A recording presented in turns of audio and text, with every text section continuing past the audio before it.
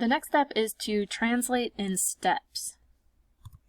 So I'm just going to copy and paste this here, and I'm going to start by identifying the main operator or the major parts. You could easily Google the definition of main operator, and the definition you'll find, because there is a precise definition of what that is, probably isn't very helpful. However, I think after looking at a few examples, it'll be sort of natural to figure out what the main operator is. It's very similar to math, where once we've got it translated, the thing that you would evaluate last, that's not in any parentheses, will be the main operator, but we'll just do it by looking at examples.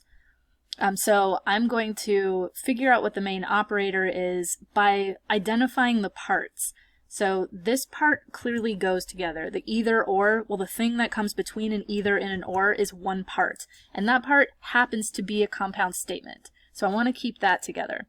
Now after the or, we have another compound statement, and that's going to go together. So I'm going to start putting parentheses in once I figure out what goes together.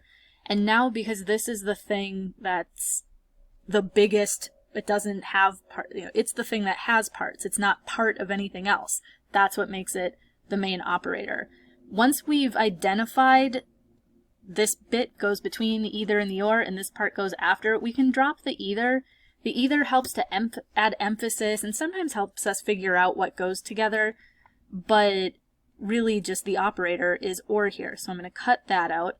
I'm also going to choose letters to stand for our atomic statements.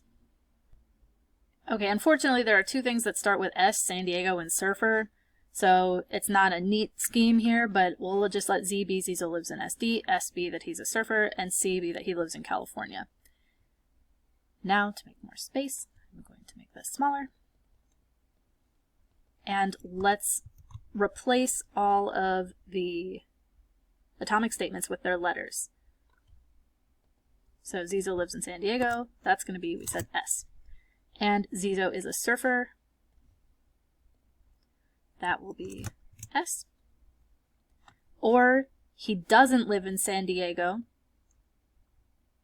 so let's change that to not Z, because Z is he does live in San Diego, and I just attach a not to the thing that's being negated.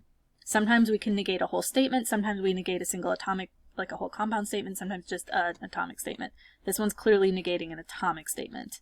And then we'll replace the final piece here. Alright, now we're nearly there. The last step is to just replace this with a dot, this with a dot, this with a wedge, and this with a tilde.